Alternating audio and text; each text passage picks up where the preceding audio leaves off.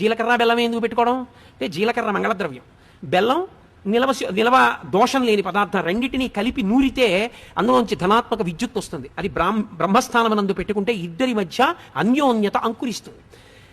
నేను ఇలా అన్నానని అనుకోకండి, షష్ఠి పూర్తి అయిపోయింది ఆయనకి. ఆవిడ లోకం దృష్టిలో అమ్మమ్మ అయిందేమో, ఈయనకి మాత్రం కొత్త పెళ్లి కూతురులాగే ఉంటుంది. అలా ఉండాలనే వేదమంత్రం చెప్పింది. అందుకే తాళి కట్టేటప్పుడు కాడి పెట్టి నీళ్లు పోస్తారు. హరదత్తాచార్యుల వారు వ్యాఖ్యానం చేశారు, చర్మ వ్యాధులు వచ్చి ఒంటి మీద మచ్చలు వస్తే భర్తకి భార్య ఎందు అనురక్తి పోతుంది.